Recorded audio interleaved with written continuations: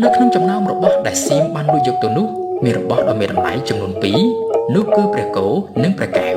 ដែលស្ថិតនៅក្នុងផ្នត់គំនិតរបស់ខ្មែររហូតមកទល់នឹងពេលបច្ចុប្បន្នតើព្រះគោនិងព្រះកែវត្រូវបានសៀមលួចយកទៅតាំងពីពេលណាយោងតាមសៀវភៅប្រវត្តិសាស្ត្រប្រទេសកម្ពុជារបស់លោកអាដេម៉ាលើឃ្លាដែលជាអតីតរាជសេនាបារាំងប្រចាំនៅប្រទេសកម្ពុជាបោះពុម្ពកាលពីឆ្នាំ1914បានដឹងថា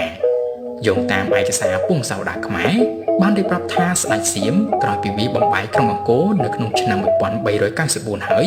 ស្ដេចសៀមក៏បានលើកព្រះរាជបុត្រដែលមានព្រះនាមថាពញាក្រេតឲ្យឡើងសោយរាជសម្បត្តិនៅក្រោមព្រះនាមថាព្រះឥន្ទ្ររាជាក្រោយពីទទួលបានរាជាភិសេកឡើងគ្រប់គ្រងនៅក្នុងរាជធានីអង្គរហើយស្ដេចសៀមក៏បានយាងកាត់មហាប្រាសាទទ្រង់នឹកឆ្ងល់ក៏បានសួរថាហេតុអ្វីក៏រាជដំណាក់ដ៏ល្អមួយនេះមានបន្ទប់ច្រើនម្ល៉េះនៅពេលនោះមន្ត្រីខ្មែរម្នាក់បានទូលថ្វាយថាបន្ទប់ទាំងអស់នោះប្រើសម្រាប់ទទួលរាជបុត្ររបស់ស្ដេចសមណរាជទាំងឡាយដែលត្រូវបញ្ជូនសុយសាករមកឲ្យនគរខ្មែរបន្ទាប់មកស្ដេចសៀមដែលសោយរាជនៅលើទឹកដីខ្មែរនៃរាជធានីអង្គរនោះបានប្រទះឃើញព្រះគោព្រះអង្គបានសួរថាតើនេះគឺជាអ្វីមន្ត្រីខ្មែរចំណាស់ម្នាក់ដែលចេះចាំនៅអនុស្សាវរីយ៍ក៏ដូចជាប្រវត្តិសាស្ត្រពាក់ព័ន្ធជាមួយនឹងព្រះគោនេះក៏បានទូលថ្វាយថានេះគឺព្រះបដិមា